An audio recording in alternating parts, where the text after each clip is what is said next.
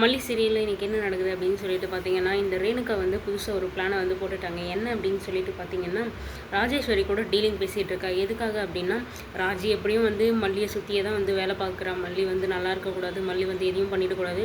அது முக்கியமாக விஜய் வந்து எதுவுமே வந்து விஜய்க்கு வந்து கிடச்சிடக்கூடாது. எந்த ஒரு பெரிய விஷயமும் சரி, எந்த ஒரு நல்லதும் சரி, அது விஜய்க்கு நடக்கவே கூடாது, தனக்கு மட்டும்தான் நடக்கணும் அப்படின்னு சொல்லிட்டு தீவிரமாக வந்து வேலை பார்த்துட்ருக்காங்க. இப்போ வந்து ரேணுகா வந்து அவங்க வீட்டில் இல்லாமல் கதிரேசன் வீட்டில் இருக்கிறதுனால ராஜி கால் பண்ணி என்னையும் உங்க கூட சேர்த்துக்கோ, நான் எப்படியாவது வந்து அந்த வீட்டுக்கு வரணும், விஜய் கூட நான் சேர்ந்து வாழணும், என்னையும் வந்து சேர்த்துக்கோ, உனக்கு நான் என்ன ஹெல்ப் வேணாலும் நான் பண்ணுறேன் அப்படின்ற மாதிரி வந்து டீலிங் பேசிகிட்டு இருக்காங்க. இது என்னடா இது புதுசாக இருக்கே. இப்போவும் வந்து அவங்க எல்லோரும் ஒன்றா தான் வேலை பார்க்குறாங்க.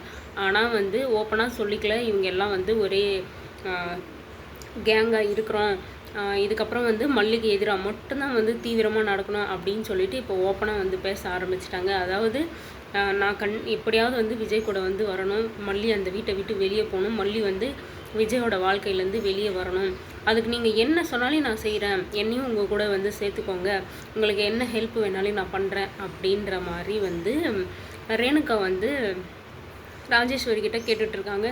ராஜும் வந்து என்ன, ஆனால் வந்து ராஜுக்கு இதில் விருப்பம் இருக்கா இல்லையா அப்படின்றது செகண்டரி.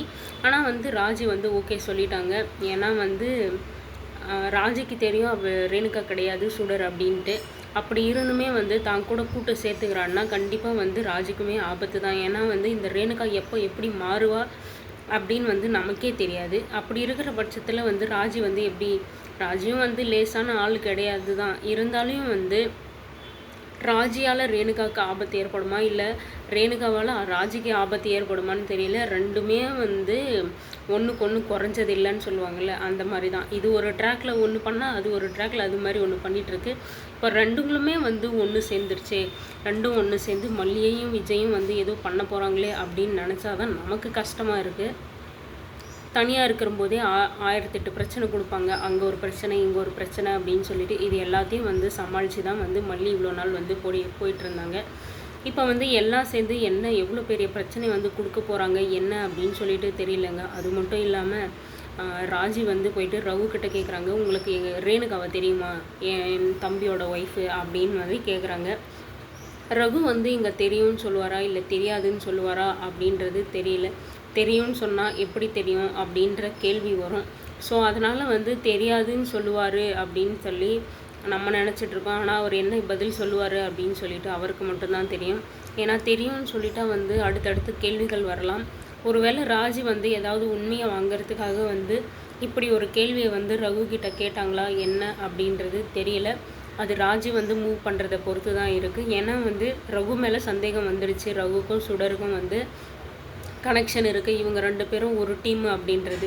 அதை உறுதிப்படுத்துகிறதுக்காக வந்து ரேணுகாவை தெரியுமா அப்படின்னு சொல்லிட்டு ராஜி கேட்குறாங்களா, இல்லை வேறு ஏதாவது வந்து ஒரு பிளானை போட போகிறாங்களா அப்படின்னு சொல்லிட்டு தெரியல. அதுக்கு டைரெக்டாகவே கேட்கலாம்ல, நீயும் சுடரும் ஒன்று தானே, அவள் சுடர் தானே அப்படின்னு சொல்லிட்டு. ஆனால் வந்து இப்படி உண்மையாக வந்து கேட்டாலுமே வந்து ரகுவும் சரி ரேணுகாவும் சரி ஒத்துக்க மாட்டாங்க, நான் சுடர் தான் அப்படின்னு சொல்லிட்டு. ரகுவுமே வந்து ஒத்துக்கிறதுக்கான வாய்ப்பு கிடையாது. என்ன தான் இருந்தாலும் ரகு வந்து இந்த விஷயத்தில் கொஞ்சம் உஷாராக தான் இருப்பாங்க. ஏன்னா வந்து ராஜேஸ்வரியை ஏமாத்துறதுக்காக தான் வந்து ரகு வந்து உள்ளே வந்திருக்குது.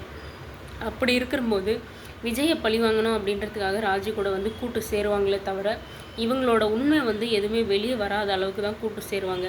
இப்போதைக்கு இவங்க சேர்ந்துருக்கிறது வந்து ராஜிக்கு கீழே வேலை பார்க்குறதா தான். ஆனால் வந்து ராஜியவே இவங்க கவுக்கணும் அப்படின்னு வந்து நினச்சி ஒரு பிளானை போட்டுட்ருக்கிறது ராஜிக்கு தெரியாது. இதில் லாஸ்ட்டாக காலை வர்ற போகிறது வந்து ரகு தான் வந்து காலை வர போகிறாங்க. யாருக்காரன்னா ராஜியோட காலை. ராஜி வந்து எந்த அளவுக்கு வந்து அடி வாங்க போகிறாங்க அப்படின்னு சொல்லிட்டு தெரிலங்க. இதெல்லாம் எதுவுமே தெரியாது. ராஜி வந்து ரேணுகாவையும் ரகுவையும் வந்து கேங்கில் வந்து கூட்டு சேர்ந்துட்ருக்காங்க. இது எந்த அளவுக்கு வந்து ஆபத்து அப்படின்றது ராஜிக்கு இப்போதைக்கு புரியாதுங்க. இவங்களும் எல்லாரும் வந்து மல்லிக்கும் விஜய்க்கும் வந்து எதிராக இருக்காங்க. ஸோ அதனால் வந்து நம்ம எல்லோரும் கூட்டு சேர்ந்துக்கலாம் அப்படின்னு சொல்லிட்டு எதிரிக்கு எதிரி நண்பன்ற மாதிரி வந்து ஒன்று சேர்ந்துட்ருக்காங்க. அது எந்த அளவுக்கு வந்து போகும், எந்த அளவுக்கு வந்து இந்த கேங் வந்து பாசிட்டிவாக மூவ் ஆகும் அப்படின்றது போக போக தான் தெரியும். ஏன்னா ஒருத்தருக்கு மேலே ஒருத்தருக்கு கோபம் வந்து அவங்களுக்குள்ளேயே அடிச்சுக்கின்னு பிரச்சனை வர்றதுக்கான வாய்ப்பெல்லாம் நிறைய இருக்குது. ஏன்னா ரகுக்கும் ரேணுகாக்குமே வந்து நிறைய பிரச்சனை வந்துச்சு. ஆனால் அதெல்லாம் வந்து ரகு விடாமல் வந்து பிடிச்சிருந்தார். இல்லைனா வந்து ரேணுகா அன்றைக்கே வந்து டேக்கா கொடுத்துட்டு போயிட்டுருப்பா. இந்த விஷயத்தில் வந்து ரகுதான் கொஞ்சம் ஸ்மார்ட்டாக யோசித்து மூவ் பண்ணிகிட்ருக்காரு. அவரும் கொஞ்சம் எங்கேயாவது கேப் விட்டாங்கன்னா ராஜேஸ்வரி ஏறி முடிச்சிருவா.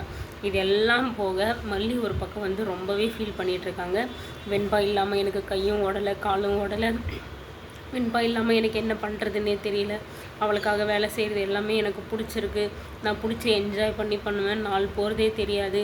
ஆனால் இப்போ ஒவ்வொரு நொடியும் வந்து நரகம் மாதிரி போயிட்டுருக்கு. எனக்கு மனசே இல்லைங்க, எனக்கு வெண்பா வேணும் அப்படின்னு சொல்லிட்டு விஜய்கிட்ட வந்து பேசிகிட்ருக்காரு.